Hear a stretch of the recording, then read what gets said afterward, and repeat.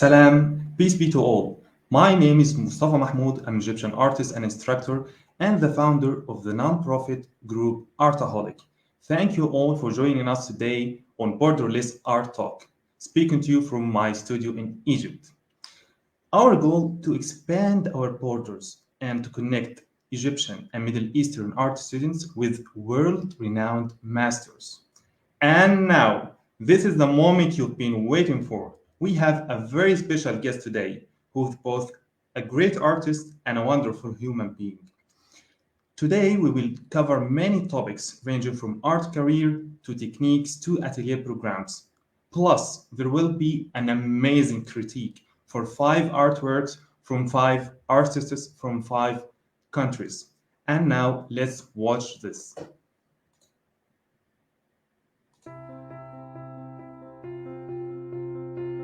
He had the accuracy of an architect, the sharpness of a surgeon, and also the expressiveness of a musician. Not surprisingly, many artists around the world love his work and appreciate him as a brilliant teacher. He's the dean of the prestigious Studio Incaminati and an ARC Living Master. He's the one and only Dan Thompson.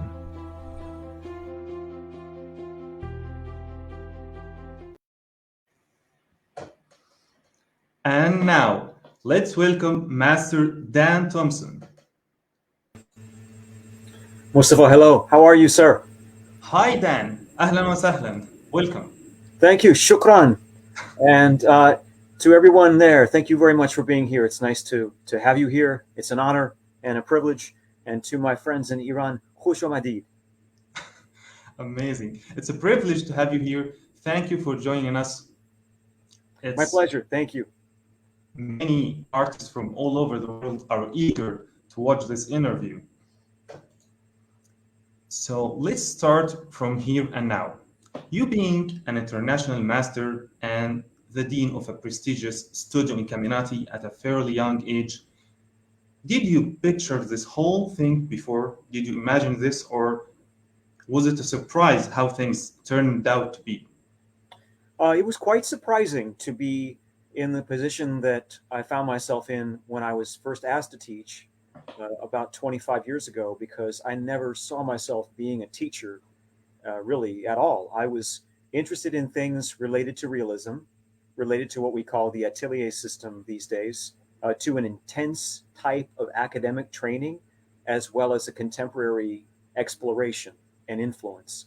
And so when I found myself being asked to be an instructor, I just, I kind of didn't know what to do, what to say, how to share, how to connect.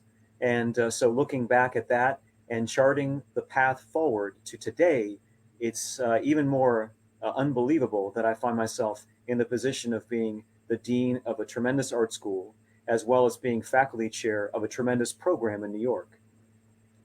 Amazing. So how did your art journey begin and when did you take it seriously? I started drawing when I was 2 years old.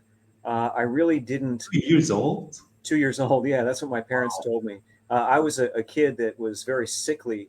I had pediatric asthma, and I wasn't very athletic, to say the least. And so I found myself doing a lot of drawing.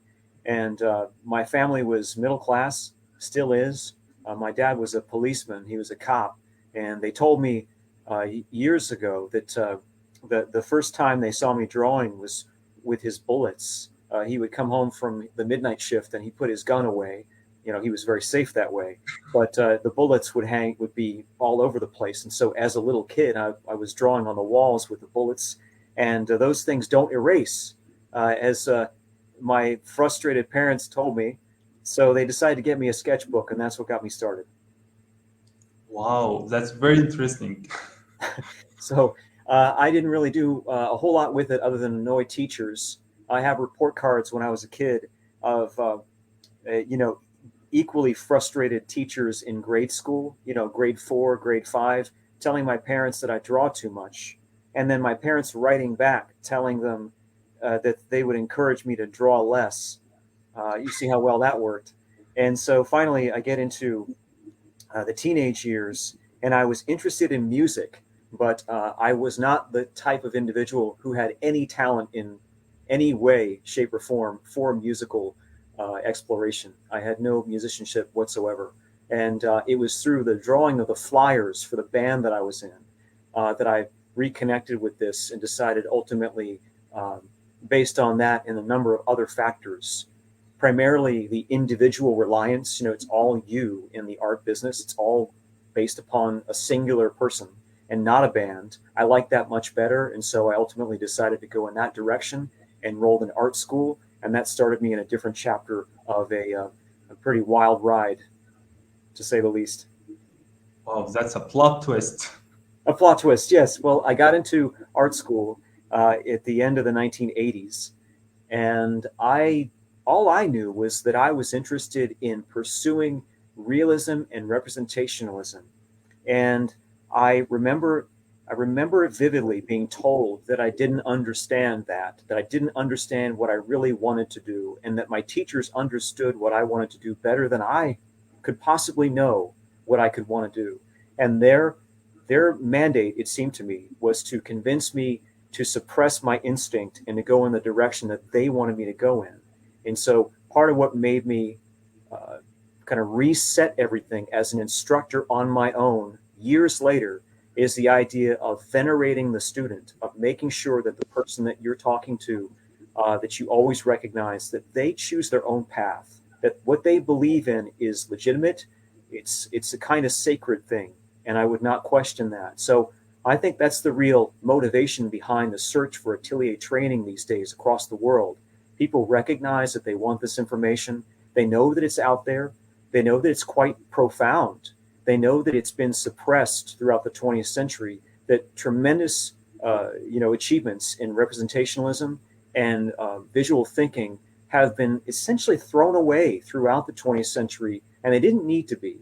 It isn't like we had to have an organization build achievement by destroying the previous achievement. What we want to do is essentially build upon prominent, prescient things, poignant things, things that made a big difference in the lives of people throughout generations. So it seems that my main objective with teaching has been to reawaken or reiterate previous generations of representational thinking, like the academy and academic thinking, because I think people respond to it, and essentially it's about beauty of the human being and the human figure, and I think that really goes a long way in today's society.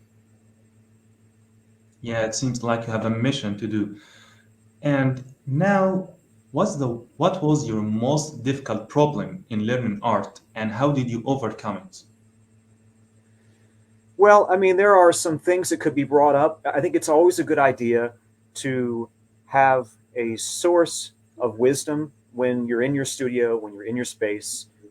Typically, these are with books. And so I make reference to a text that I have right next to me, which was by the artist and teacher R.H. Ives Gammel. And he's quoting Zola in his narrative. And he says, Zola says, art is nature seen through temperament. I'll say that again. Art is nature seen through temperament. And I think the most challenging thing is trying to understand your own temperament, trying to figure out what makes you tick, what you deeply connect with, and as an individual, what you want to explore. Again, it goes back to the vision, and I think the sort of search for this is kind of the search for who we are as artists.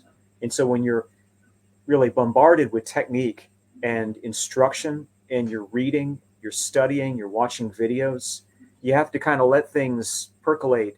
And there's a period of time where, in my opinion, you have to essentially try things out and decide, what's working with this. What do I, as an individual, feel sort of deep down is part of the way that I speak visually, and what, on the other hand, feels more prescribed to me, as though I'm seeing through someone else's technique. And that was the hardest part. Yeah, interesting. So, do you remember the first painting you've ever sold? I remember selling things that, and selling something was just, you know, it was the most unbelievable thing that I could imagine. But selling a piece, I did a commission of four people in a pastel, and I remember that I did the whole commission for $50, and it was so labor intensive. I think it took me all summer to do it, but I didn't know from anything. Yes, I didn't know from anything, what being a business person would entail. And so, as far as I was concerned, drawing a portrait for $7.50 was just fine. And maybe it was at the time, but I think that it wasn't so much even the money. It was the acknowledgement that somebody found something that I made precious. And I think that's a really wonderful thing. It's almost a byproduct of the commercial nature of the art business, that people will find what you do, precious enough, beautiful enough to covet that, to hold on to that, to celebrate what you made, and to celebrate it for reasons that you may not even understand yourself. And later on, you kind of look at it and you see a version of yourself. Have you done that? If you look back at some of your work that is sold years ago and you see an earlier version of yourself? Yeah, that's right. So speaking about money, Right. what do you say to art students who go to graphic design or interior design because they are afraid of being a starving artist? Look, I think people have their own very legitimized positions in what they do, whether they go into graphic design, whether they go into work from photography or photographic references. Everybody out there has a unique story and a life plan that who is anybody to question deep down? So people have concerns about their future and their livelihood, and I get that. I understand that. What I would say from the broader sense of things is that the difference between a design vocation versus something that is mainly fine art related is in the design decision, what you're really doing is executing someone else's idea. It could be a plan, it could be a kind of a committee thing, or an art director, or even an individual whose ideas you are manifesting in the studio of the individual. From the standpoint of doing fine arts, what really is attractive to a lot of us about the fine arts is the notion of germinating the idea being a byproduct of your own temperament, as I said, and then exploring the idea, and then creating that, designing that, because there's a lot of design in it, and then creating a body of work or a piece of work that is wholly, completely your own. So I think there's a give and a take. If somebody is going to make the choice that survival is the key thing, what they do is they give up a certain kind of command and control sense. And likewise, if they're willing to take a chance, they take all of the risks, but they don't have any commercial guarantees. So in a sense, there's a balance there. Yeah. You mentioned before that when you were about to study in Maryland, your mother told you, don't go there, you will starve. And you took the risk. Tell us about that a little. Well, sure. Thank you for remembering that. And I would make one minor change. It wasn't Maryland that she was worried about. So my mom, God rest her soul, was she passed in 2017, January 29th, and she passed from dementia. There's a lot of insanity in the Thompson family, and I don't think I'm going to be any exception. But she was worried about me moving to New York to go to any sort of study or further study, because my family is small, and there was just a concern about, as you mentioned before, survival. Like, what are you going to do? Why would you possibly want to get a representational art education in the late 20th century? What are you going to do with it? How are you going to live? Who's going to purchase your work? They had, she had no sense of that, and she was only worried for me, as any parent would be, and I honor her for it. And then I had, in the classic sense of the phrase, I had the other side. My dad, my father, who's still with us, thank God, he was the opposite. He said, "Get out of here, go, do it. Do what you've got to do." And it is really, I think, a question of that. We only have this brief period of time on this earth, and we don't have much of a sense of it. It goes by so fast. And when you look back at these situations, like these thresholds in your life, you have to at least reflect on the notion that you made the right decision. And whether, like a lot of us don't know if it's the right call, but if you can look back at it and say, I did the best I could because I was set in my principles to make the right decision. I believed in it, I went with it, and if it messed me up, so be it. But I remained principled, I remained dedicated to this, and that's where I was, and that's where I am today. Yeah, very interesting. So hundreds of students right now are eager to know your advice about how to approach galleries. Well, I would say that the approach really isn't to galleries. The approach is to collectors. To collectors. My sense of it is when you bypass the gallery person and you go directly to the person, the individual, the collection, the body, the committee, whoever it is that has acquired any of your work already, you should go and have coffee with that person. You should have lunch with that committee. You should kind of get a sense of what it is about you that they so that appeal to them, that they really wanted to add you to their collection, because a collection's a very special thing for a collector. A collection for a collector is like a unique identity. It's like a painting itself. And a lot of collectors would like to have their entire collections handed to a museum, and they find it very dissuasive that the whole collection won't be cared for, that the collection will be dispersed. They want it collected. So each and every part of that collection is like some critical part of an anatomy or something. And so I would talk to the collector, and that way you'll be able to decipher what it is you're doing that's resonating with people. And then the gallery person will be able to market it or not market it, as the case may be. Yeah, so do you have any tips just how to take the first step and to connect with collectors? I would say group shows are a great idea. Group shows, exhibitions of small works, any kind of opportunity to exhibit the work and then go to the openings and talk to people. You could sometimes, we do this as artists, we'll stand in the room and we'll pretend not to be obsessed with our own painting, but we kind of are. And what you do is you watch people, and they give you 3 seconds, sometimes 2 seconds. And maybe you spent 6 months on a piece of art. They'll give you 3 seconds. And in that 3 seconds, something happens or something doesn't. And that's a moment to reflect on, I think, if you're a creator, and if especially you're an emerging artistic temperament, and you want to understand things like visual perception, how what you created reads to somebody who has never seen your work before in their life. It's an interesting question to ask. It's a question of perceptual awareness and recognition in the mind of the collector. It's a question of design affinity and beauty in the collector. And it could be an influence in the same respect in your own work. You could take the observations from something like an informal opening and put them into a studio practice setting and further your work from that experience. Yeah, very interesting. So, are you familiar with art block? Do you sometimes quit drawing and lose the appetite? And if so, how do you overcome that? I don't ever quit drawing. I don't ever feel that the idea of drawing or painting is a chore or work.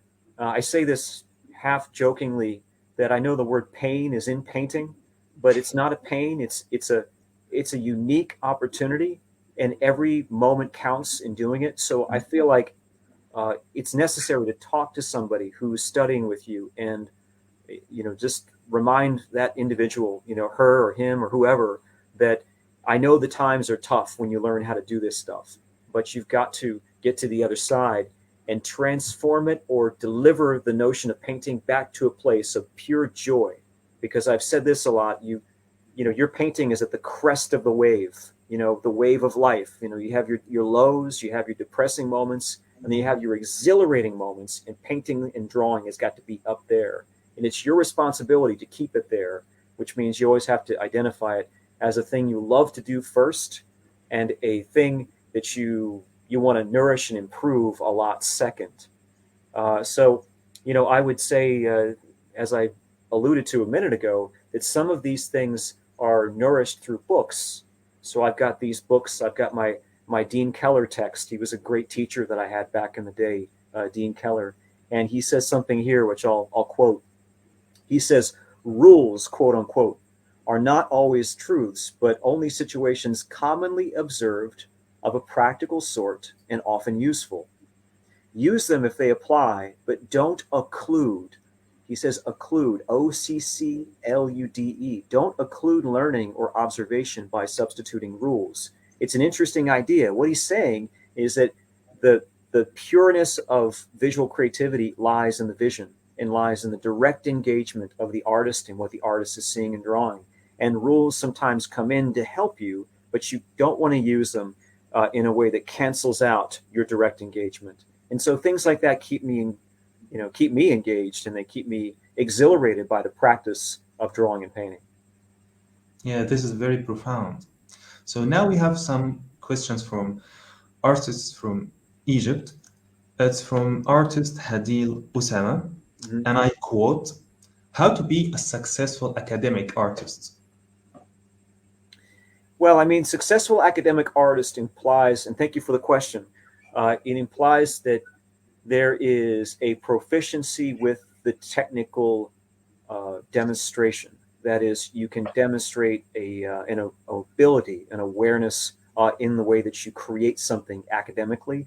And so, what I would say is that goes to practice, that goes to applied practice, which is reading and doing, and drawing from life, and that goes to particularly to apportioning the information out in ways that feel very harmonic consistently over time.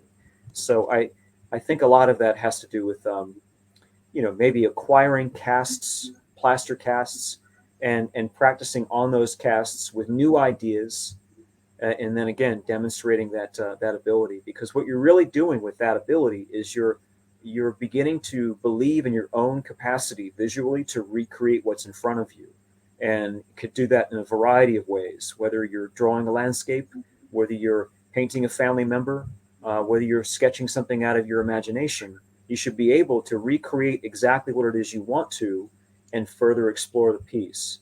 So that would be my answer. Yeah, very interesting. We have a different question from Mariam Al-Souki from Egypt. Hi, Mariam. Yeah. And I quote, "How can an artist have their own style? Does the one has to master the fundamentals first, or can he develop a style before this point?"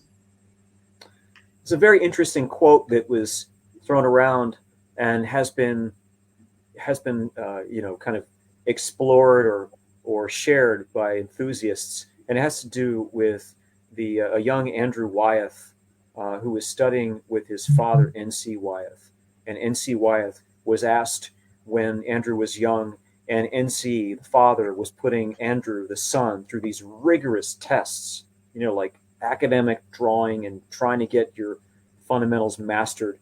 They said, "Aren't you worried it's going to kill his style?" And he says, exactly, I think this is the quote. He says, "If it dies, it was meant to be killed." And so what he meant is that what you do is you put yourself under duress as you go through the rigor of study. And as you exit the other side, you will have a voice, you will have a style, because the way you wield the material, the implement, the pencil, the brush, the stylus, anything, that there's something in that is you that can't be killed by rigorous study. And when you get to the other side of the rigor and the transformative nature of the study, you will have a voice because of the kind of the analog organic characteristics of the material. Everybody has this way that they work that can't be taken away from them. It's amazing, really. And I have heard many students through the years ask me about preserving their style as though they're worried about losing that. And I can respect that question a great deal, but it hasn't been my experience. It's the opposite, actually. So you need to if it's making sense, bombard it again with a rigorous form of study, and it will be transformed by that. Yeah, some teachers say to students, you don't really have to master the fundamentals. You go and express yourself and live the passion, and you can have a voice before learning the fundamentals. What's your thoughts about that? Well, I was told that, and I was told that at the beginning when I was in an art school. That, Yeah, and that was good advice, and that was really great advice for me. It's just that when I got that advice, I was at the beginning, and I feel I should have received that kind of response, critique, input at the end. And so, whereas sometimes a really wonderful, insightful comment can be delivered to an artist, it may be at a time which is disabling for the artist. So yeah, I'm quite confident that the notion of being who you are is super important, and that is something that you would attach to powerful fundamentals. The fundamentals are as critical to us as they are vital to a musician. And I think there are lots of opportunities for comparison effectively between a musician who can't play, but who's being told to express, and someone who can play and is being told to express. I would much rather hear the one that can play and is expressing. yeah, very interesting. We have another question from artist Nada Mahmoud. She says, and I quote, how can I have an objective eye and critique my own work objectively? This is one of the most challenging things. It's really a great question, because we get so attached to our own work that we almost will it into being.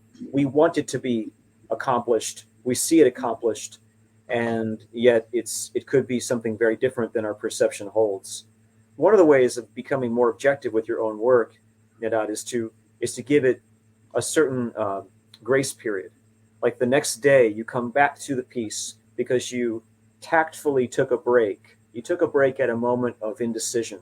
It's like you could see strategically through the piece, from here to there to here, and then you take that break. You come back the next morning, and you suddenly have a fresh, objective sense of where you are.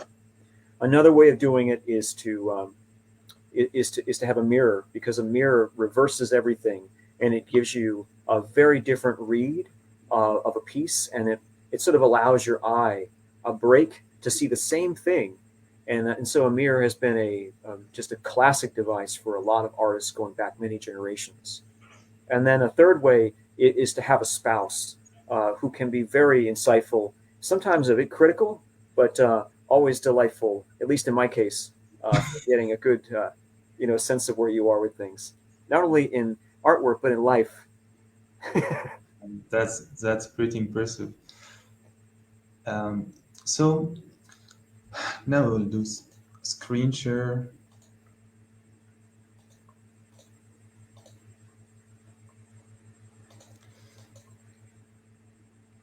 What is your secret of being brilliant in anatomy? Were you a part-time surgeon or what? Please tell us the secret. Well, you're very kind to say brilliant. I don't think I would say the word brilliant. I would say the word, or maybe the phrase, eternally curious, inspired. I'm inspired by the body, and I'm particularly inspired by the exquisite layering of the body. So, returning to the cadaver room in a medical context is something really kind of out of a fairy tale. It's I don't know. I'm having a hard time putting it into words, but when you explore the real layering of a human dissection, you see things about beauty and about nature and about humanity that blow your mind. You see variations in the figure. You see people that have, an extra head of a muscle here, or a lot of asymmetry there, but it's always inspiring. And I think there's a majesty to the human body that keeps me coming back to it. And I think that preparation is really a key thing, because there's always something to take your imagination and bring you back to the body, bring you back to the figure. And so I think that's an important thing. I feel like the human body going back into earlier generations, like the 19th century, was the rite of passage. It was the subject matter for all academic artists. And I think it was that way for a reason, because you can extrapolate so much of design theory and fundamentals from the human body. And my intrigue, frankly, with exploring human anatomy goes to that, because there's just so much, happening. Maybe it's just me, but in particular, the bone structure is really something that captivates me. The geometry of it, the similarity of the bone structure to specific types of cross-sectional geometry, shapes, triangles, ways that this impacts the weight systems of the body, and the interconnectedness, the sort of fabric of the figure, if you will, continue to inspire me. Yeah. Are you sure you were not you were not a full-time surgeon? If I had it to do over again, I'm not certain that I would avoid, going into orthopedics. I just, especially with the bones, it's just like, this is me in Weill Cornell. I do a workshop there every February and every July. And what we're trying to do these days is organize a life model session in the laboratory next to, adjacent to dissection, human dissection. And even the way that the dissection is carried forth. I'm a very big proponent of ligament structure and going way down to almost underneath the muscles, deep to the muscles. And the reason why I'm interested in that is because when I look at the art school skeletons, even the skeleton here, you can see from that acromion process, the area of the shoulder just above the humerus, there's a lot of space in that skeleton. And that's simply the product of the person that built that skeleton and articulated it. That's not the way it is. And so I think there are many misconceptions on the parts of students, not surprisingly, because of the way the skeletons are built in art school and even medical settings that I'm trying to essentially alleviate. Yeah, very interesting. And it's very brave of you to to watch real cadavers. And there is something interesting behind you. You have skeleton. Is it real one? Yes, I have a skeleton back here, and I've got a skeleton on this side. I'm kind of in reverse here in my camera. They're both real. They're what we call articulated, and they have various pieces that are plastic. Most of it is bone, and I have another disarticulated skeleton on the other side of the camera, on the other side of the computer. In the fridge? Yes, I've got bones all over this studio.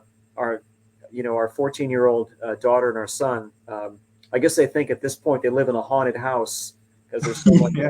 so many human remains here. But they're fascinating because when you can take a manubrium and just sort of look at it separate from everything and turn it around and study it, you see things in it that are again deeply inspiring, and go to these building blocks of nature. Seeing nature through the artist's temperament and applying meaning throughout. And so the skeletons are parts of things that keep me coming back. I also have some wonderful students who work with me privately in different parts of the world, and a lot of them seem to be very interested in delving more deeply into the anatomical construction, and so I rather enjoy that. Yeah, this is very profound. You mentioned that you have a surprise for us today, a little video of anatomy. Well, sure, yeah. I thought what I could do if I don't hit the wrong buttons is share just a few minutes, like 6 or 7 minutes of a video that's related to a hand course that I teach on again, off again. So I teach a master course in drawing the human hand. And I want to, before I hit the play button and the share screen buttons and all of that, I want to emphasize the fact that artistry, aesthetics are the touchstones of these kinds of classes. Even with anatomy, if it's anatomically focused, it's through artistic interpretation of anatomy. And it's not so much the medical aspect. It's not about like, this is here and this is there. It's more, what is its what is its nature as a form, as an aesthetic form. So I thought I could play a couple minutes of that. So bear with me for a second.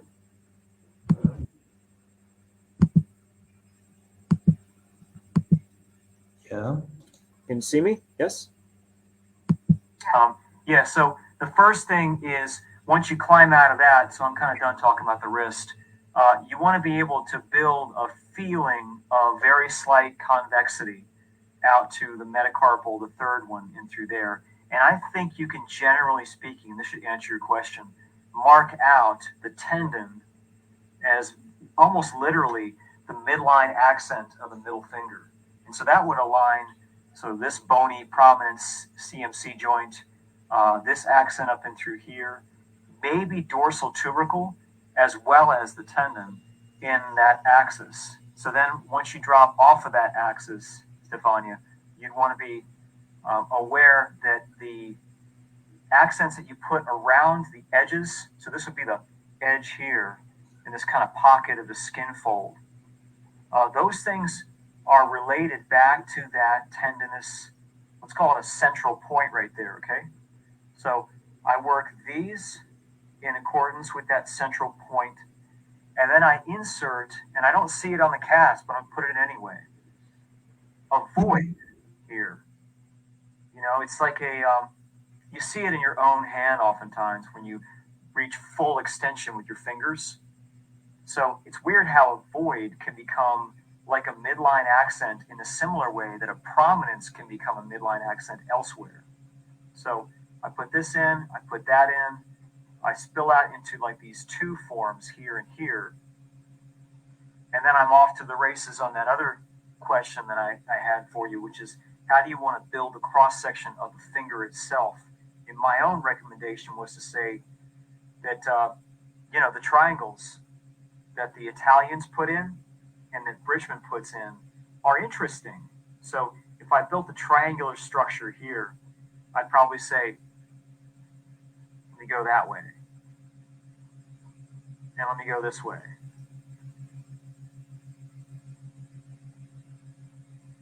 And the thing that I think really needs to happen if you're going to build in that sense is you have to anchor it. So I'm going to go down, and again, I don't see this in the cast. I'm going to give a little more space to that resting position there so that the end of the digit can almost be like a buffer to, let's say, perpendicularly cross that axis there. So now I can say that that end of the digit runs into the back stop of the hand, which is this big, talk about teardrop shapes, right? It's this whole thing here. So it ends right there. And that really gives my eye a basis of recognition so I can project up to the skin folds, which are almost like an X, by the way, here and here. And then out a little further up to the tendon, which picks up a bit. Remember the step down of the wrist? We have the step down of metacarpal to phalange. And I think at that point, you could do a lot of different things. You could go to your Stephen Rogers pec and you could say, what's my pentagon looking like in through this cross section of the finger? Do I have to go with a tube for this cross section? Certainly not. You could also say, what's going on with the fold structure as I look at my hand, this way? Well, the folds tend to all point toward the middle finger. There's a tendency in through here for all roads to lead to Rome. It's very rhythmic, and you definitely get it here in the cast. But you also get it on this side. So these areas do go to the central kind of command center of the, or command structure of the entire finger bundle. So I'd say that would be helpful. Also, the bevel, as we talked about, the bevel on the plate here, that's an interesting idea. That's why these are so noticeable, these pieces, these accents between the anatomy of the digits, because they're part of that system of beveling in the hand as you drop down in through here, so on and so forth. So I think the way that you build the finger is related very highly related to your question. And I hope that's a helpful answer.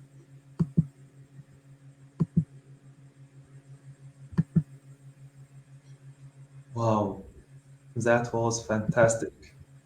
Thank you very much. Yeah, I thought that would give your viewers some insights into some of the insanity that goes on in my online classes. And, one of the things about the online classes, as people may already realize, is some of the online classwork is less effective. For example, the color can be more difficult to teach because of various computer, uh, Yeah. pre-programs and settings. But other things, essentially, the hand and whatnot, can be better, can be stronger because you have this closeness of proximity to the teacher and to the subject matter. So, Yeah, the same viewpoint. mhm, correct. Interesting. So could you tell us about a little about the triangles that the Italians made, and who are the Italian artists? Oh, certainly. Yes. I have a book that I like a lot. I have so many books next to me that I'm about to collapse a pile. So if you hear a big sound, a big loud noise, pay no attention. It's Okay. so the Italians are these Italians. When I talk about the Italians, I'm referring to our friends here, and I always forget their names. They seem to be a trifecta of brilliant Italian artists who went in a wonderful aesthetic direction concerning artistic anatomy. So the names are Alberto Loli, Mauro Zocchetta, and Renzo Peretti. And these are the Italians I mean. Stratura Iom. Struttura Roma. Struttura, I think you have to Struttura Uomo, like that, give it some conviction. And I can give you and your viewers, are you familiar with the ISBN number? Yeah, we can search it. Okay, so I'll read you the ISBN number from Struttura Uomo, which is 978 88 7305 611 9. And so if you do a book search, that's how you'd find this. All right. Yeah, very interesting. It's the first time I see this book. Fantastic book. Really great stuff. Some amazing descriptions of not only the hand, but also the knee. And I want to say the pelvis. So, I'm a particularly interested kind of fanatic on the pelvis. And I think some of these pelvic structures that they create, I'm looking for one in particular, are quite impressive. I'm trying to stall you as I find the exact one that I'm after. I don't seem to be seeing it, but there's a tradition of work in this sort. Now, this isn't our Italian friends, but this is a German by the name of Gottfried Bammes. And so Bammes, essentially Bammes, he was based out of Dresden in Germany. And our friends, the Italians, are based, I don't want to say Milan, but maybe I'm wrong about that. But what they do is they are furthering the interest that we have in constructive anatomy in a way that they think like architects. So, again, I may destroy the book here, but it may be possible to see some of that, some Yeah. of the thinking behind the pelvis, where they make wooden models out of the forms, or they make metal or almost architectural looking pieces out of things so they can understand the multiple curvatures of the human body. That's very profound. Thank you for showing us that. Sure. And now another share screen. Do you consider your approach linear or tonal or a mix in between? Certainly a mix in between.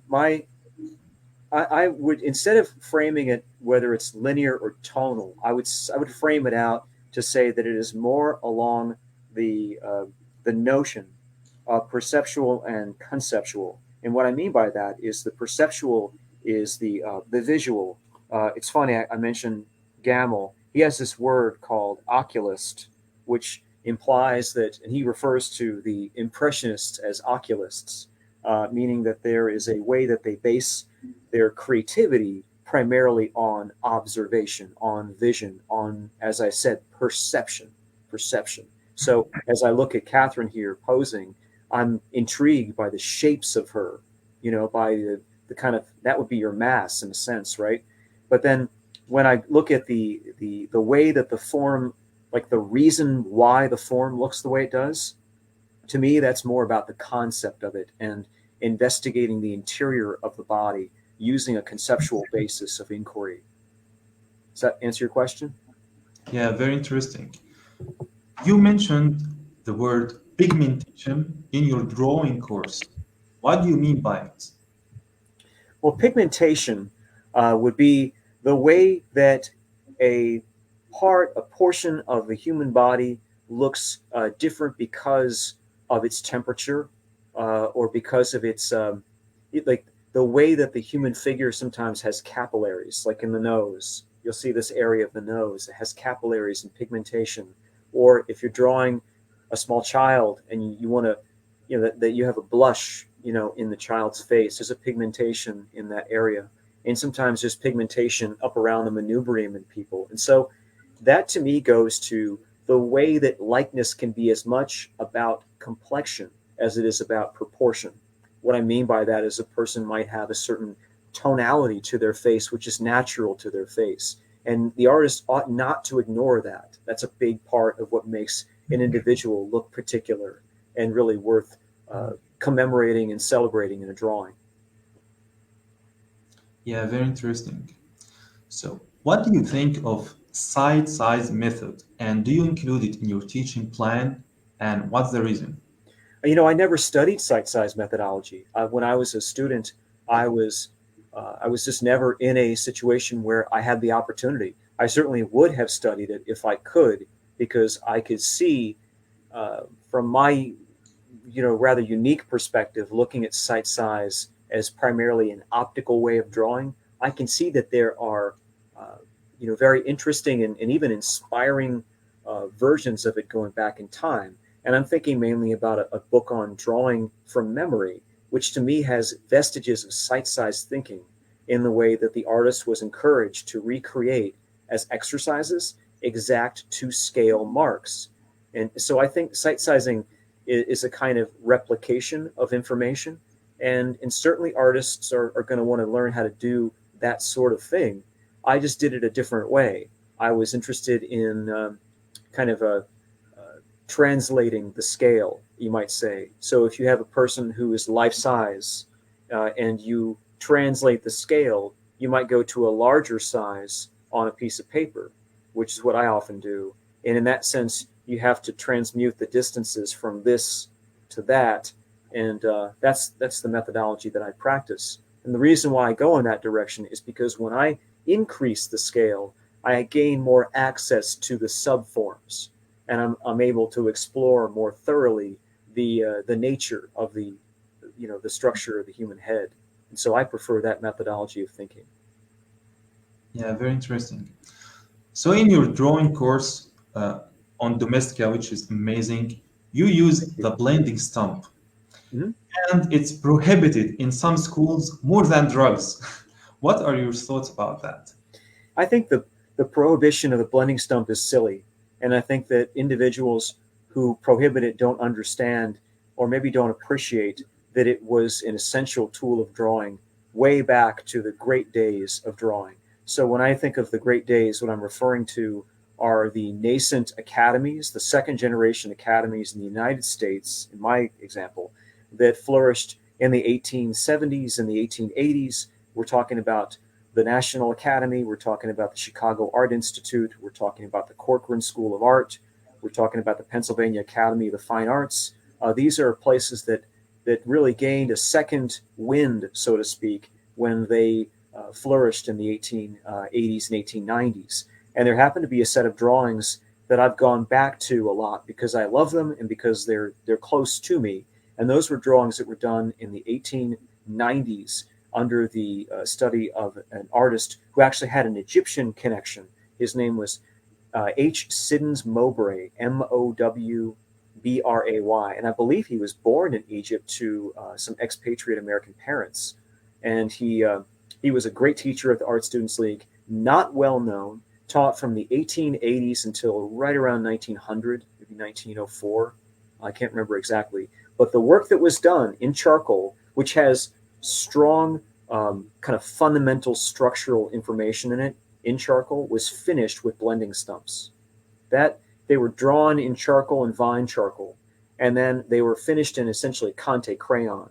And the blending stump was used to indicate specific types of surfaces, like undulating surface form, and they used the stump for that. So if you use the stump to do that, then I mean it's just another tool of the arsenal or in the arsenal, and I think it's a wonderful tool for individuals who take it and they kind of blur things out just indiscriminately. Then it can obviously annoy the teachers. But I always encourage my students to use it. Yeah, very interesting. By the way, Mowbray, I knew him through you, and I looked him up, and he was born in Alexandria city Oh, okay. in Egypt. Yes. And, Yes. uh, Yes. And I'm from Alexandria, Virginia, which presumably was named after Alexandria, Egypt. yeah, very interesting. Yes. So some teachers say a no-no, like never use black, like never use a blending stump. What was the most stupid, dumbest no-no you've ever heard, without mentioning the instructor? The stupidest, dumbest no-no that I ever heard was when I had a teacher, an atelier teacher, tell me that in order for me to achieve my goals, I needed to emulate every aspect of him. I needed to dress like him. I needed to talk like him. I needed to act like him. Yes, he told me to convert to his religion in order to be more like him. And if that isn't teaching malpractice, I don't know what is. Yeah, very stupid. We have an interesting question from artist Shahira El Turki from Egypt. Mhm. She asks, and I quote, "What is the main key to achieve likeness?" Well, probably the main issue with likeness is proportionality, which I think is a very interesting topic because one would presume that learning proportions is one of those fundamental skills that the artist must really grapple with early on. And then once you get past it, you've gone beyond it, and you're on to much more subtle things like, complex anatomy. But I think it's far from the case because proportionality, which I prefer these days to call more harmonics, like inner harmonics of the human face, the harmony of the face, has a lot to do with it has a lot to do with a person's ethnicity. It has a lot to do with a person's the changes that occur over that individual's lifetime. And there are very interesting aspects of cosmetic surgery that play out these days. There's a lot more cosmetic surgery in the human face, which affects proportions. And then maybe the most impactful thing about proportion for me is its impact on facial expression. So when you take something that you're used to seeing as, like, you take my eyebrows, my giant eyebrows, and when I express this, the proportion changes completely. So I see proportion as a dynamic force in the human face, and one that artists need to pay a lot of attention to gain likeness. Yeah, very interesting. We have a question from artist Eve Erb from USA. And she asks, do you have any tips for drafting structure on foreshortened forms?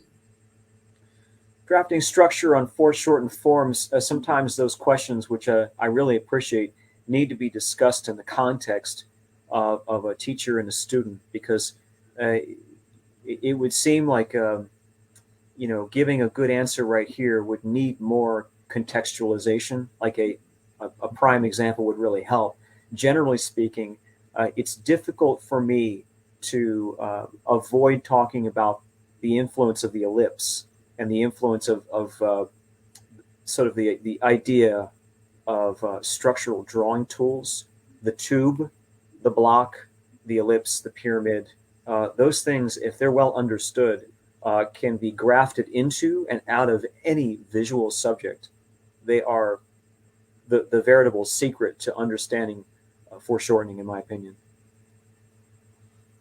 Yeah, we have another question from artist Turi Lily Cole from USA.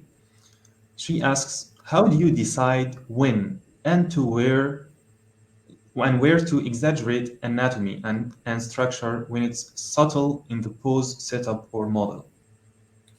By what looks beautiful to you.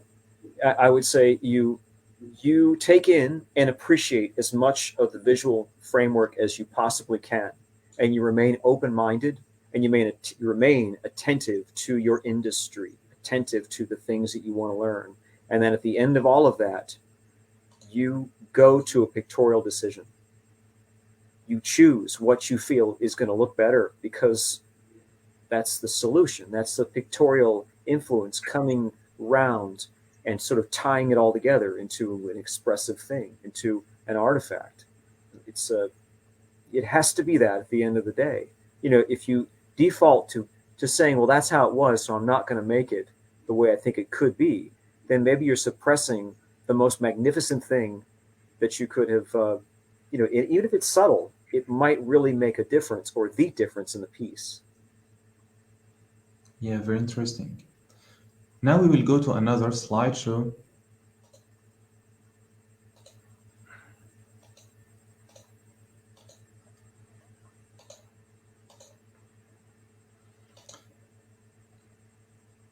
It's really magical how you push colors in your paintings and still look realistic.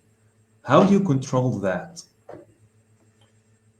I was early on a big fan of an artist named Henry Henchy, who turns out to have been a notable instructor in his own right, really a profoundly influential teacher, much like the great Dean Keller, Dean G. Keller, who I mentioned earlier, and Henry Henchy himself, who was Nelson Shanks's teacher. Henry Henchy studied with Charles Hawthorne, and when Charles Hawthorne in the United States was teaching this color system around 1899, around 1900, 1910, it was based upon this light and this influence of the light. And the way that they talked about it wasn't so much a matter of light in the way that we speak to today. It was very specified. They called it color spot painting. And color spot painting meant that there needed to be a fine relationship of the color mass elements. In other words, if you were to take any painting that you really respond to, and you could kind of blur your eyes as you look at the painting and imagine these massive governing color spots, these color masses, that the relationship between those would be one of the most important aspects of setting mood, one of the most critical things for setting up the way that the color relationships sing, as they sometimes say. And, Henchy was amazing with that. I found some great, wording and phrasing, as I have mentioned often, in Charles Woodbury.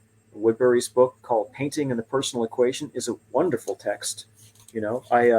I've read this quote before. I could read it again if it's okay with your audience. He says, "The actual manipulation of the brush is a skillful matter, and yet it requires more intelligence than manual dexterity." That's important, right? Because you're thinking as you transpose color. You're thinking. It takes visual intelligence, visual wisdom, if you will.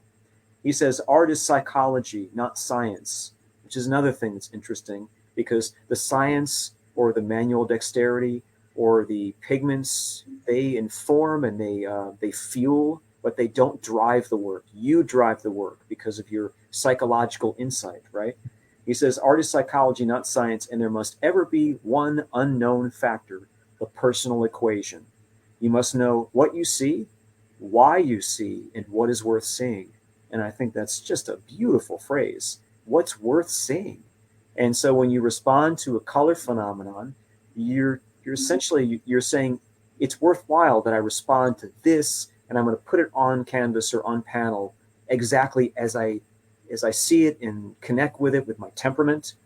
And hopefully there's going to be something there which is really magical, really special. So that certainly inspires me.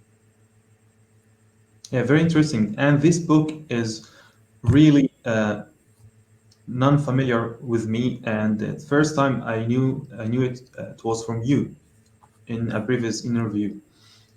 That's a And great book. Fantastic book. A lot of people that I cross paths with here in New York talk about the art spirit, the Robert Henry book, The Art Spirit. It's a really great book, but I prefer Woodbury.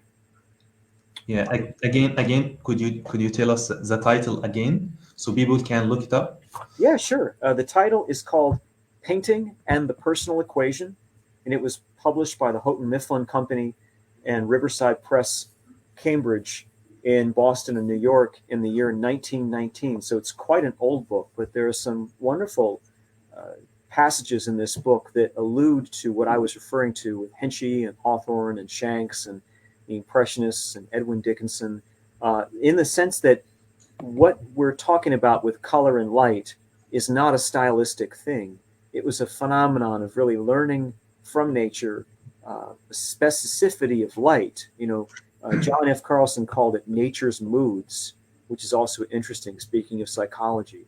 And if you could somehow tap into nature's moods, then it's, in a sense, the most coordinated effort that is parallel to this these days is in the way that film editors go in and shift the color temperatures in films. In some of the movies, they intentionally degrade the film stock, or they intentionally, inject a color sense to denote a heat or a dissonance or a coolness and a similar dissonance. And so I think filmmakers are using this set of tools a lot.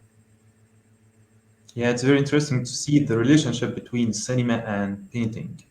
Very much so. It's really there's so much going on that should appeal to us. Yeah. So could you tell us a little about your palette? Sure. So my palette was built out of an exploration and experimentation with a lot of different kinds of pigments. And I think everybody does this. They see a pigment, it looks unfamiliar to them, and so they pick it up and they use it.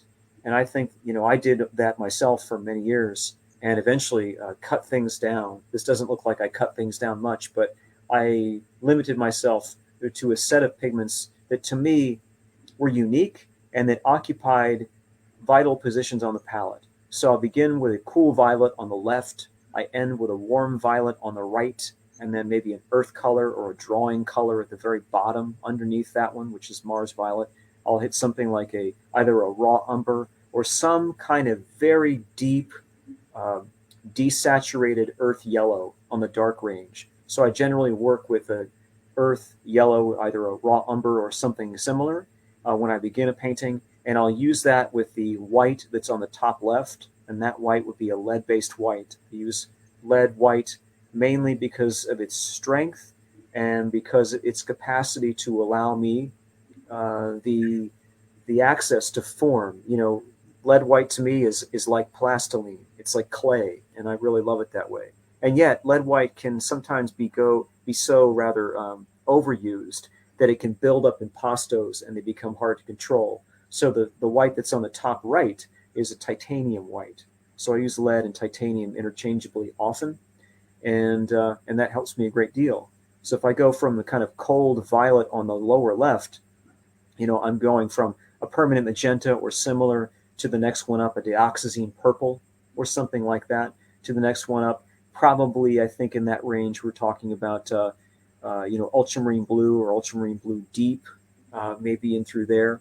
That could be either Prussian blue or something similar. I mean, I've been using Prussian blue these days a little bit differently, interchangeably with phthalo turquoise. I've got phthalo turquoise above the lighter blue.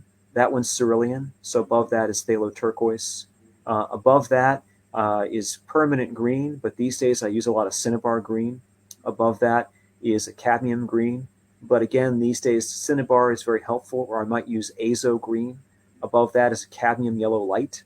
Lemon is good too, but I like the light. To the right of that is an Indian yellow. There's another really beautiful Russian color that my friend Katya gave me from the Masters pigment line in Russia, which is a better Indian yellow. I like it very much. Next to that is a cadmium yellow deep. And then the two that are to the right of that are a sort of a yellow ochre type of material / something similar. and then a raw sienna. And then to the right of that is going to be a cadmium yellow extra deep. I know it looks orange, but that's a cadmium yellow extra deep. And so I move from there to the right to Mars orange. From there, I move to a color which is, I think it's the one that's darker right there. That's not burnt sienna. I think that's quinacridone gold violet, which I like much more than burnt sienna. I'm not a fan of burnt sienna. I never have been. To the right of that, it's cadmium scarlet.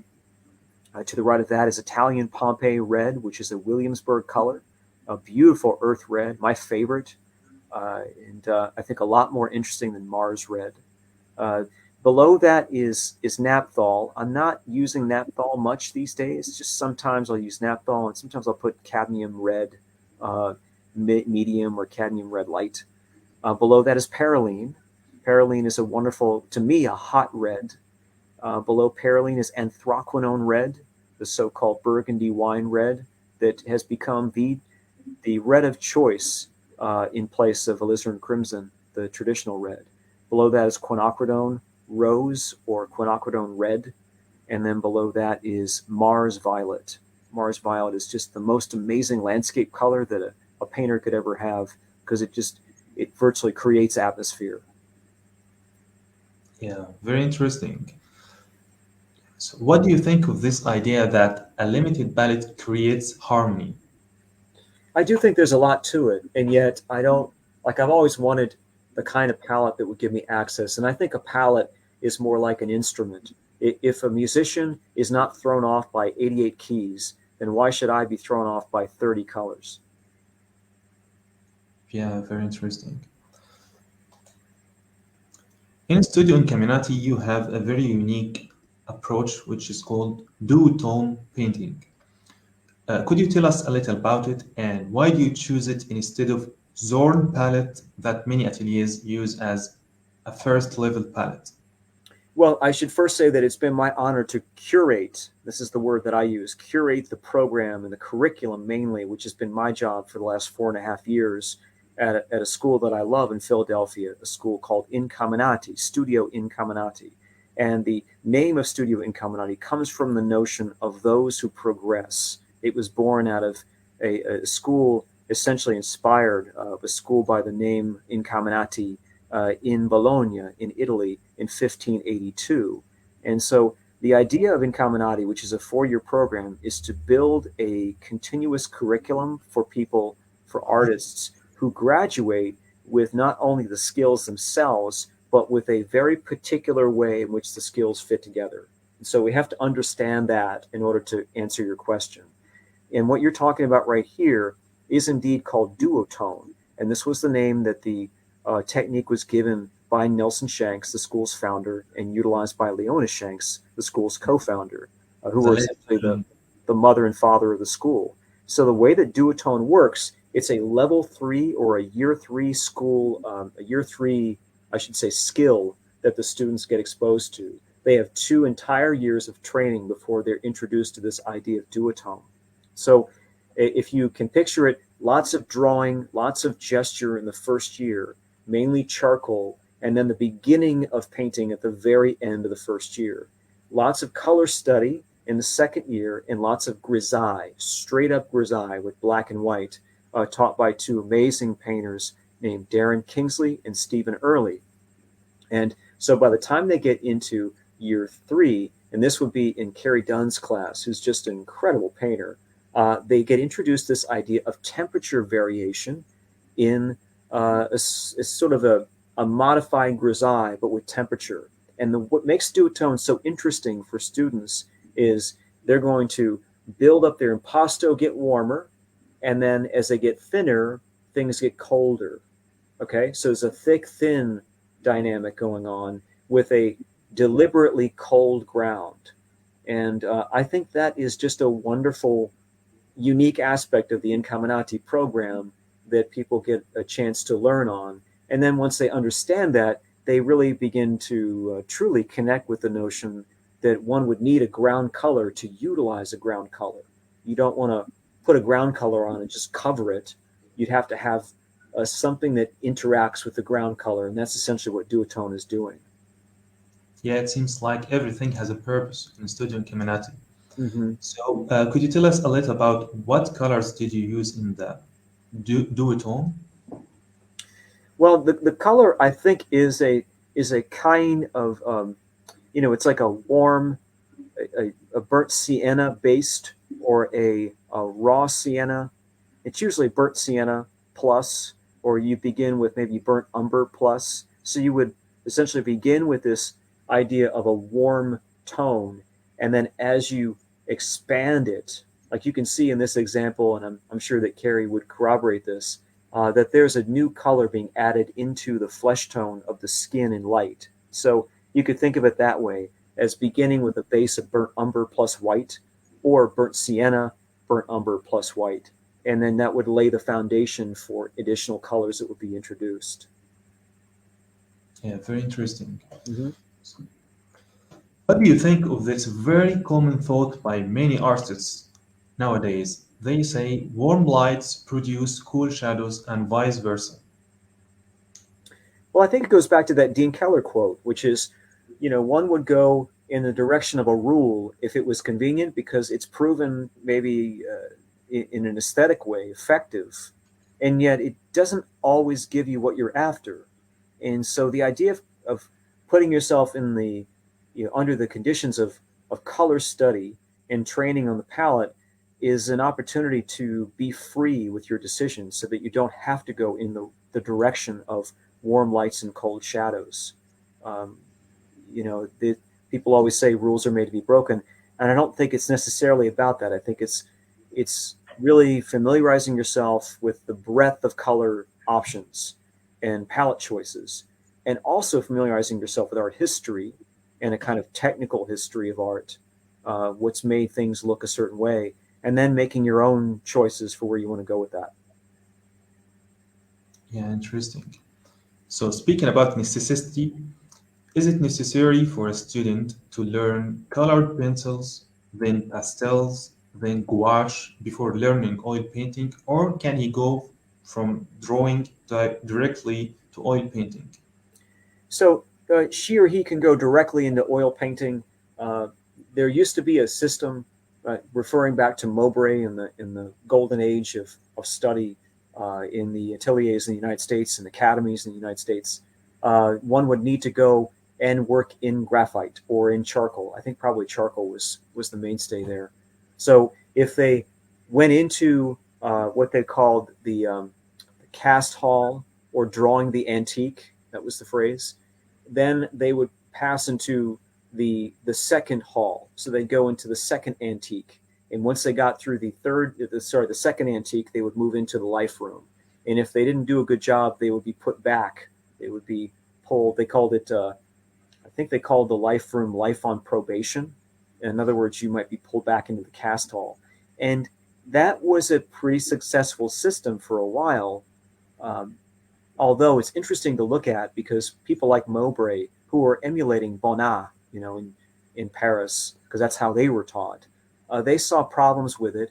And so there was an artist named Frank Vincent Dumond, who was really rather famous. He was the longest serving, for many years, the longest serving teacher at the Art Students League. He was there from 1890 until 1951, which is unbelievable.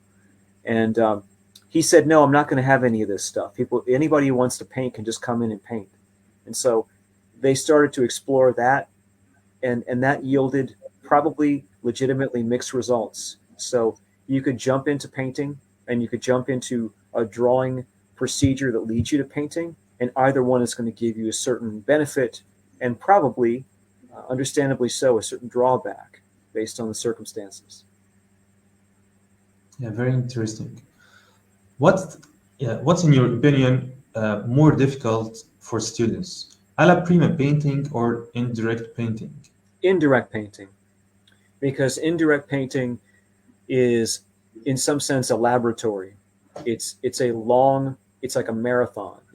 If you had somebody who was getting interested in athletics and you said, let's run a quick race, 30 seconds, and then you took the same person and said, let's run 6 miles, they'd have a lot more trouble with the 6 miles because they'd have this idea of endurance, this idea of maintenance, How do you find a pace? How do you find momentum?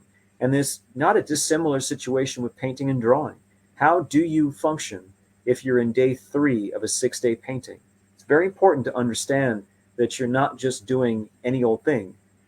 You have to have a good framework. You have to have a solid mindset. You have to have your composure and your poise as you go through with these kinds of experiences, or you will falter, because the idea is to connect your process and your creativity to a system that goes all the way to encompass the scope of the development of the piece.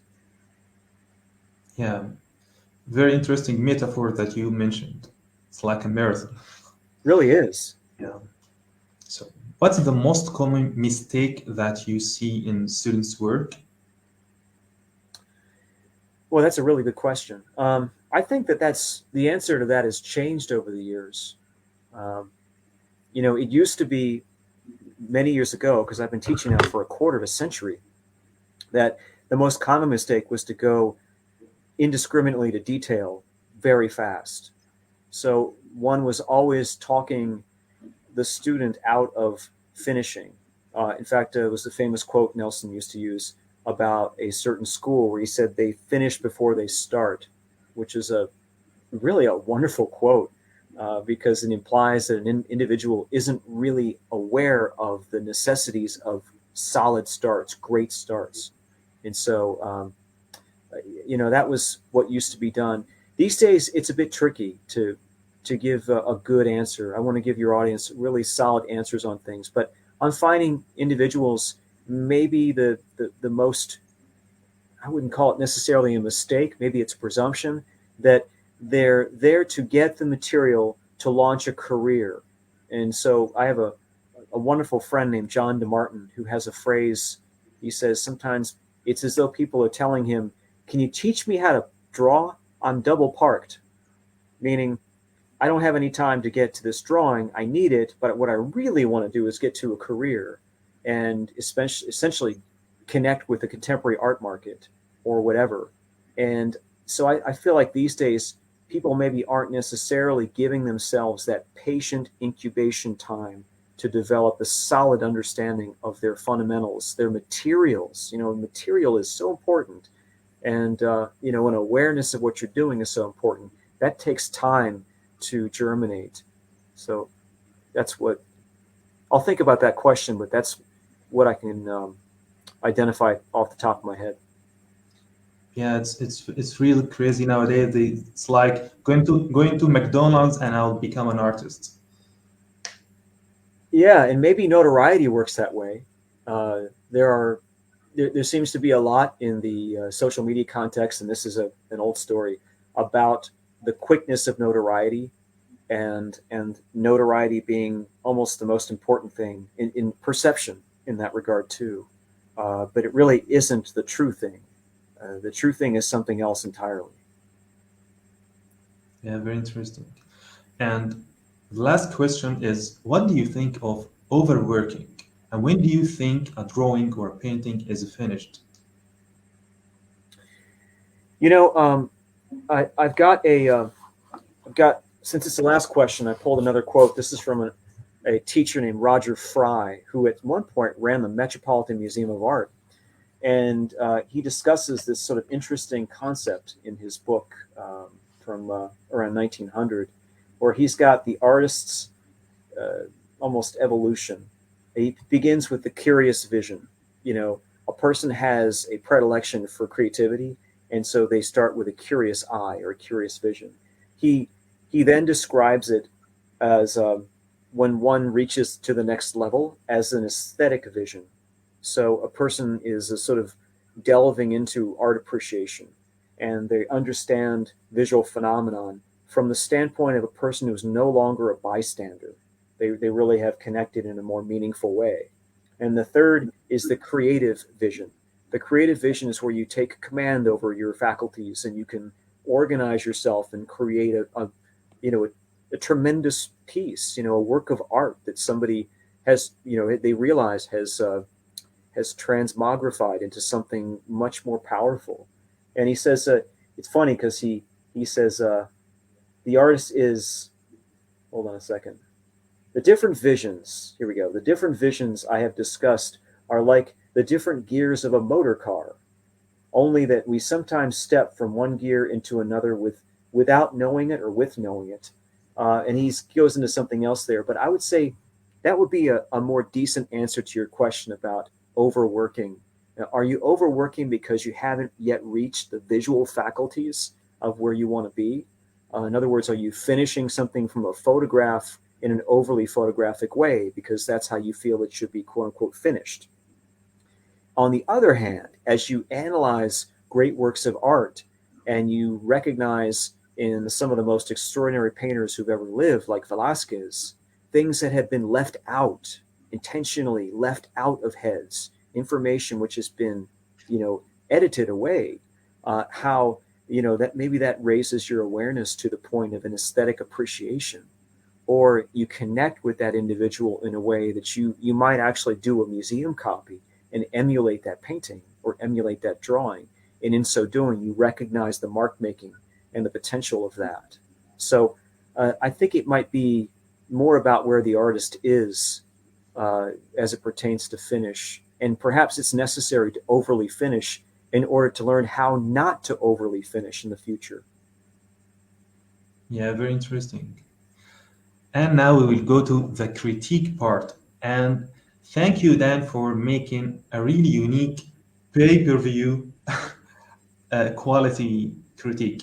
Dan made a really epic video of a critique for 5 artworks from 5 artists from 5 different countries. Now we will check the video, and I hope everyone is watching carefully because we can all make these mistakes or revisions.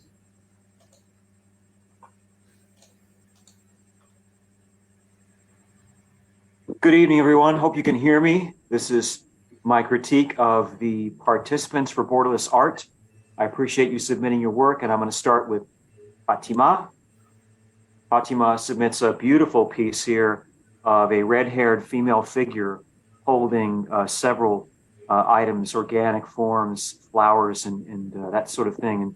And I think, first of all, and overall, it's a very beautiful piece, and there's a lot of feeling in it. And in particular, I'm responding to the feeling that I see in her eyes. It's really lovely, especially this underlit highlight in through here. And so I would commend you on that. I also think that the way that the treatment of the hair is handled is quite beautiful. And the color and value that you have with regard to the hair, the warmth and the middle tone here, and how this compares to the background as well as to her skin tone is quite impressive. So congratulations. My critiques on the piece are as follows. The first thing is I think that this area specifically here ought to be rethought, because what it does is it compromises the structure of the head.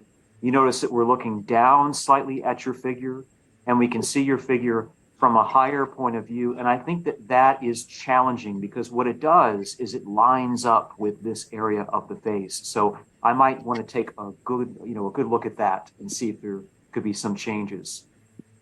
The second thing that I would recommend you take a look at has to do with the arrow of light, which I indicated in the annotations. This is the arrow of light that I think you are utilizing. That arrow of light seems to be hitting the form right above here, right along the corner there. And I believe that there's a problem here with respect to the light that you're using on the edge of the cheek area. Because if that is getting so light, what it does is it undermines, it challenges the fullness of the form as we want to see it. So you should take a look at that as well. And maybe, just maybe, analyze the specific amount of light that you're utilizing down in here and up in here, because those can be areas where too much reflection makes the form a bit confusing for the viewer. You want to highlight the viewer's attention and really draw their appreciation to the poetry of the piece. There's another part of the image that I would like to comment upon. And really, as I looked at it and sort of contemplated it, it made me think of my teacher, Nelson Shanks. And here's why. If you take a look at this image here, this is a Nelson Shanks painting that he did about 50 years old, a self-portrait. And you can see the similarity with the position of his hand and the hand that you're utilizing in through here.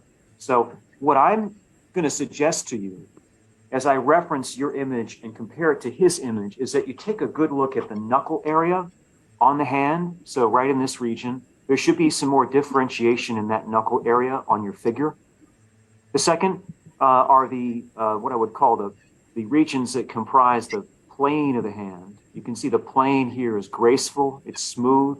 There's information, but it's not too complicated. I think that yours doesn't have enough information, and that the result of that is that this edge gains too much attention from the viewer. The third thing I think is this metacarpal area, this region of bones, which are long bones specifically, but give you a lot of the integrity of the form. That should be looked at. And then I think the wrist and the forearm, obviously you're getting going, you're getting started with this type of painting with the figure, but these are areas of incredible opportunity. And I can't recommend highly enough that you look at the area of the body more carefully, anatomically, and give yourself some opportunities to look further. Next individual is Razan.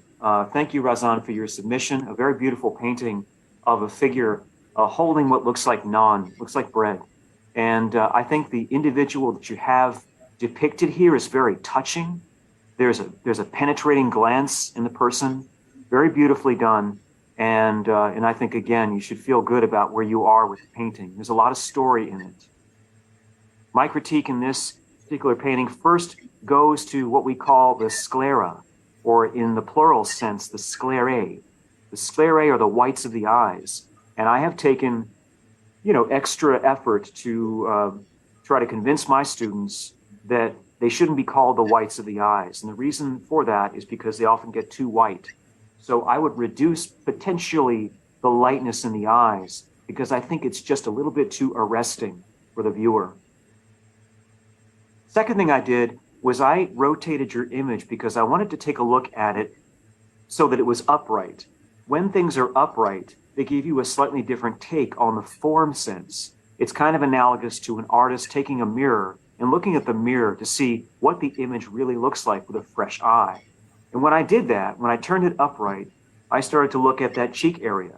And by way of comparison, I inserted the image of a skull here, which to me gives a tremendous amount of insight into, again, the opportunities of form. And what I think you should be looking at is some way of building your form more specifically with respect to the bone structure. Where is the peak of form in the cheek is a rhetorical question that I might ask myself in this painting. With respect to the hands, I think the hands are nice. They tell a lot, but they seem very slightly flat. So I'm going to recommend that you take a slightly more nuanced, maybe curvilinear, graceful, lyrical take on the hands. And if you could look at that, if you could kind of insert the presence of the arm and forearm behind the shroud, then I think you'd have a better result. And then finally, I would take a look at the cross sections that you have in these areas. These cross sections, which are given to the bracelets that you have there, I would flip those around and I would try to emphasize them as much as possible in the image. Show more depth in the hand and forearm, I say. With Safa, again, appreciate your image. Very beautiful painting that you sent in. Very accomplished. You have a strong color sense. And you have a beautiful narrative, a story going on in this, which I can appreciate. When I start to look at the image with a little more criticism, I'm first and foremost struck with the lack of diagonal usage in the image, which I would like to see a bit more of, in my opinion, because it would ground the image more successfully. So if I take this diagonal here and I instead go that way with it, I feel like it makes my eye more confident in the setting. I also feel like a readjustment of the diagonal here, potentially, or there, would lead your viewer up to the eye of the main subject, which we can see you very cleverly did not show looking back at us. Really nice take on that. The third thing is, the more I looked at your image, the more I was troubled by this, because the circle or the kind of curvilinear nature of this is kind of stopping my eye. So I did an experiment on the notion of turning it slightly. I'm thinking about the still lifes of Cézanne and how those move gracefully through space. And so if you were to take that and utilize what I call the rules of the ellipse in redrawing that shape, I think it would be more successful and lead my eye more successfully into the picture. Lastly, I think that those two areas that are behind the figure, which I deliberately darkened down and showed outside of the image, I think this would give your figure more prominence. And I think likewise, darkening this area, which again, I tried to show outside the image, would give your figure, again, more prominence. So consider those things in building your composition to more of a successful place. With Mustafa, thank you for submitting a beautiful drawing of a figure. And I think in particular, you've got really nice, what I call mark making in your image, the mark making. And I think your mark making is so nice that it made me want to really show you another image by a previous artist, kind of a forebearer of ours. This was a teacher who worked out of London, a Frenchman, I believe. His name was Alphonse Legros.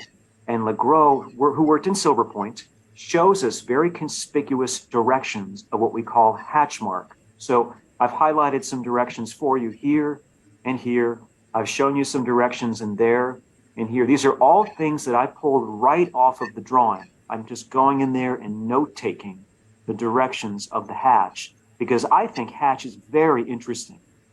How artists use it, how it describes form, how it carves form like a sculptor. So when I put that by juxtaposition up against your drawing, Mustafa, I'm noticing that there are some directions that you're utilizing that are very successful. Beautiful here, beautiful, direction in this case and in this other example. And yet there are other directions which I'm questioning. I think that your handling of this entire area should be reconsidered, specifically because if you could give us a different sense of the structure of the head, the cranial form, and that sense would be rethought with possibly a higher eye socket here, I believe that would be a really good decision.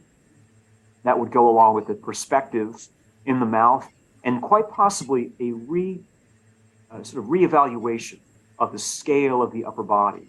That these directions could be really great because you notice in Legros with this neck, instead of going that way, I think you should try it this way because it would give your figure more of a kind of convincing sense of volume.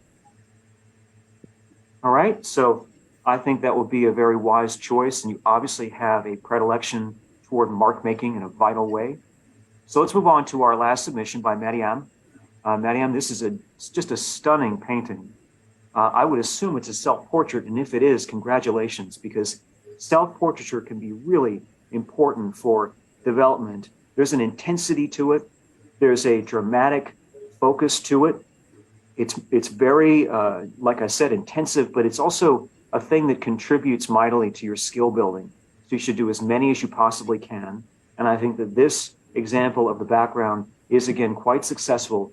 It's a very hard painting to pull off because most of your figure is going to be in what we call a half light or even a shadow, whereas the background is going to be lighter. And so I think that much of this is just wonderful as is. A few minor points that I would want to make in a response. Number one, we have this area in the figure with respect to the hair. You can see that the hair that you've created falls, kind of lightly along the edge. And we call this region in between where the hair is and where the edge of the figure is located. We call that a gutter. And you don't want to get your viewer's eye caught up in that. That can be kind of arresting in a way you don't want. I believe what you do want is you want us to really celebrate the beauty of this portrait. And we do that. And I'm noticing that you're very successfully showing how the figure, how your head falls back in space. So please rethink a little bit of that. Secondarily, when it comes to the idea of the overlaps and how they all contribute to the neck, I think this is an area of dramatic potential improvement if you just focus a bit more on the structure and the aesthetics of the human neck. A lot to be seen in that. I've done videos on that myself, and I think this is an area that artists can really focus on a lot more in addition to the cranial forms, which we always seem to lack in student practice. And then finally, I think that when you're studying the body from life, the head from life, you should be reminded of the fact that these transitions that you're putting in, a transition from a nostril to a cheek area, a transition from a forehead to the top or crown of the head region, or a transition all along the edge, there should be more of a variation in those. There should be something really aesthetically derived. It's hard to put the right wording in, but I think you know what I mean. If this is too similar, the viewer isn't going to really celebrate that in the way you want, because there are a lot of areas of overlap. Lots of information is falling through and getting caught behind that what we call accidental boundary based on your point of view. The other point to make about this is that some of these edges are classic tools of facial expression. So if you emphasize this a bit too much, it could create a sort of a look in your face that you don't want, similar to the edges and transitions here and the edges and transitions here. All of those function to activate the head in certain ways that you may or may not want to explore. So with that, I appreciate all the submissions. I wish you all good luck, and I hope that you keep drawing in your work now and always.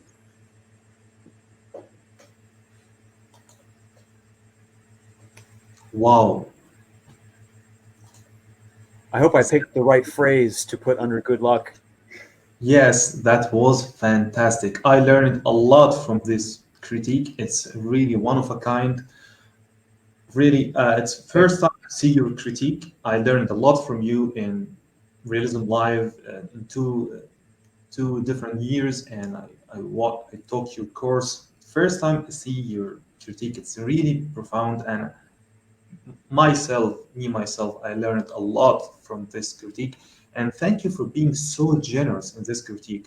Everyone, I asked Dan just for a spoken critique, just a quick critique. He says his opinion on how artists can develop themselves. And he said, no, I'm gonna make it through annotation and through this amazing examples. So hats off to Dan for this amazing effort.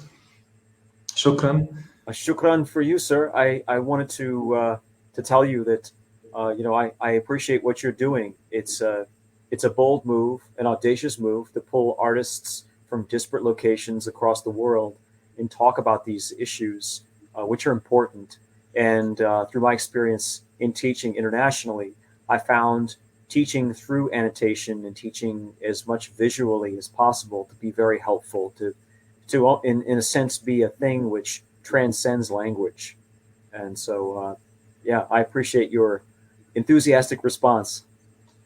Yeah, thank you so much. And now let's take this very interesting questions that's going through through everyone's mind right now. How to learn more from Dan Thompson. I'd like to let you speak about your next workshops. Sure. Thank you for including this. I am going to be teaching, as I do periodically, sporadically, an online workshop through Studio Incaminati, where I'm dean, and the subject is going to be on drawing the hand, masterclass on drawing the hand. And what I'll do in that, as I've done before, is I will teach on a cast and utilize a piece of anatomical reference, skeletal hand, as well as a mirror on my own hand. So anyone who's interested, feel free to find more information out about it on my website, which is one way of connecting with me. I could speak about some other ways, unless you have the images there. Okay, there's one. I've been working with some wonderful students on again, off again, throughout the world, and have one request the fundamentals of what we call dynamic symmetry, which is a way of breaking down the spaces of the rectangle into harmonic subdivisions that give the artist really the advantage of a different kind of proportional relationship. The classic notion is called the golden mean, or the golden section, but it actually opens up an entirely enriching and broader array of choices. And so I'm going to do something on that, but I haven't decided yet when. I will also be teaching an in-person course for the first time in a while, which isn't on the website, and that will be through the New York Academy of Art in the Continuing Studies Department. So if you're interested in the New York Academy and you can't get into the CFA program, the Certificate of Fine Arts program, I'll be teaching for the first time in 22 years. I'll be teaching in the CE department a Sunday class in person on painting, and I'm very excited about that. And we've started the planning for that class, which will run on the weekends, specifically on Sundays for about 12 weeks, beginning at the end of this month, January. This particular image that you see on the screen is related to an invitation that I've received from MIFA, from my friends down in Miami. I had some interactions with some wonderful folks down there at a school that was called Chiaroscuro a number of years ago. And they have since pooled their efforts together with some other friends of mine who are in Naples, Florida, and beyond to create the Miami International Fine Arts, I would say school program, institution maybe is the right word. And so I look forward to going to Miami in April and teaching on graphite drawing. I've also been invited to teach at the Lime Academy, who are some other friends of mine up in Connecticut. That will happen, it looks like, near the middle to end part of May. And right after I get back from an invitation that I've received to teach in Sicily. So I'll be teaching in a kind of a Sicilian retreat context with a tremendous former student of mine, a wonderful artist named Rosetta, and a program that she's organized. It sounds amazing. It'll be my first time. That'll be early May, and I will get both the Lime Academy course opportunity as well as the Sicilian one online as soon as I possibly can. And of course, the Domestica class is still up on the website. So, Wow. First, I learned from Dan Thompson in 2 years in the fantastic Realism Live Global Art Conference, and I learned a lot from him. And then I found this Domestica course, and I asked myself, are you gonna take the same course with the same artist for the third time? Is he gonna add something new? And of course, I really learned a lot from this course. I took it very slowly, taking notes, taking a few screenshots to really try to digest everything's new in this course. And what's really surprising, that this course now is on sale. It's for just $9. $9 for this, like, more than 6 hours amazing course. And yes, some people live in some countries that cannot afford high price courses, but this course is really cheap, and it's really crazy for them to give it this price. It's amazing, and we'll very briefly watch this trailer.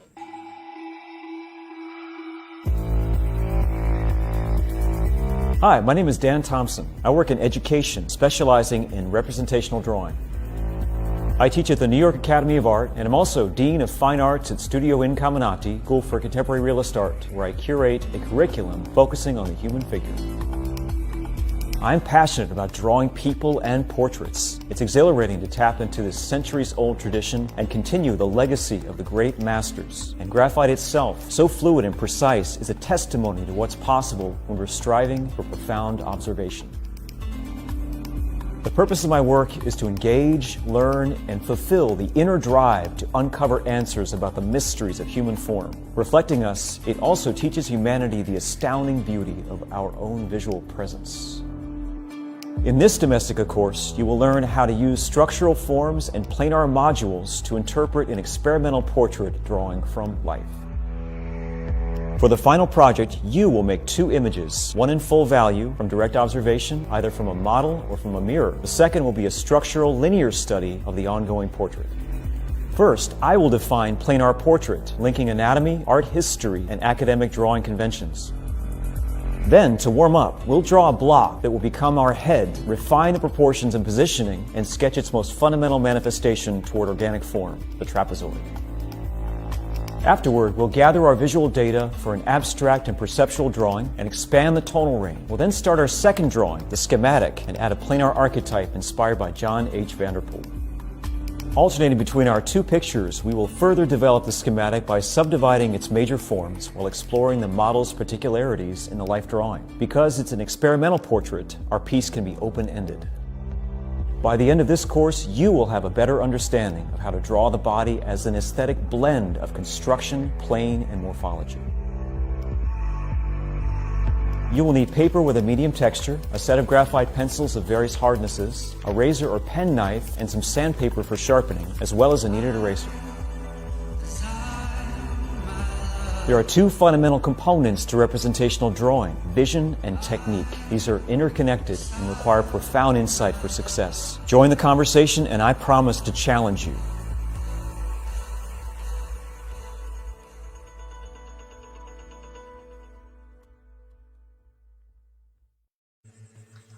Wow. He promised to challenge you. And yes, it was very challenging to see the schematic drawing. It's really, if everyone thinks that he's really an advanced artist and wants something to hone up his skills, this is the course for him. And of course, if anyone is interested in taking the workshops with Dan, he can just check his website, danthompson.com. Mhm. And of course, everyone can follow Dan Thompson on Instagram and check his news and check his amazing artworks. Just Dan Thompson Art on Instagram. And now, many of you don't know, but this is a special day.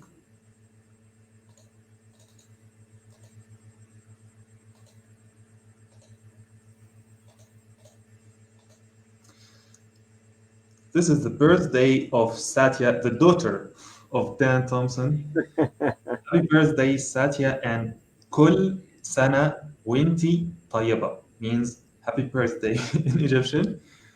And Thank you so much. Oh my goodness. Well, she is still at school until a few minutes from now. So when Setia returns and when her brother return, I'm going to show her this. She's going to be thrilled, and her brother is going to be very jealous.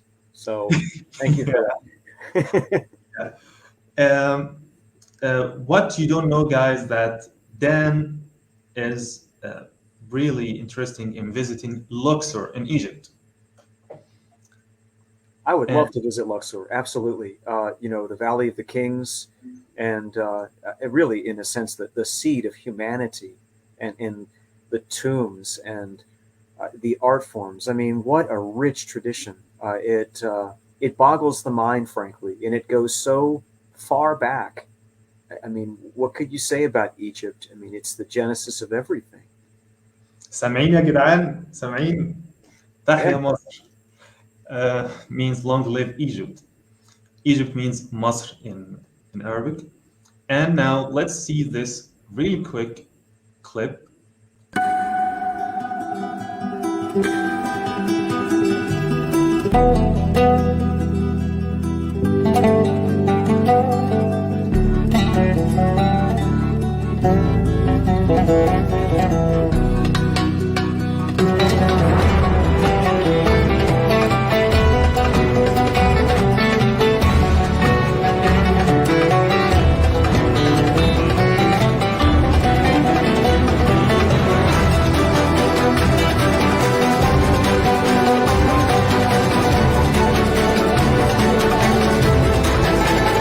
بلدك التانية فيها كتير لسه ما شفتوش.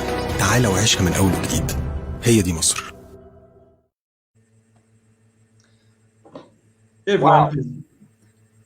Everyone is more than welcome in visiting Egypt. Everyone will be my guest. Just contact me if you decide. And do you know what will they call you in Egypt? What's that? Abu Parsia means the father of Parsia. His son is his son's name is Parsia, so they will call you Abu Parsia. Abu Parsia. I love it. And my son's going to love that more. And from the look of that extraordinary video, I ought to reconsider my plans to go to Sicily, cancel them, and come to Egypt instead. Right? Wow, that will be amazing. I So won't when tell you you that. yeah, and when you call your son, you call him Yad ya Parsia. Yadia Yad Parsia. Okay. Yad means oh boy. You know, it's interesting. I think in Persian, Yad is something to do with memory.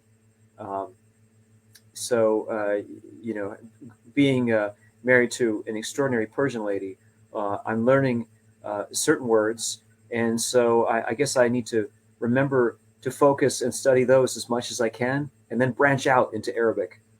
That's amazing. Well, Yad, it's a variation from Yawad, means oh boy, and Okay. we call that to our sons or our loved ones. And before we end, there's a huge announcement that everyone who's interested in studying in Studio Incaminati, there is a free event. It's amazing. Sorry, free event.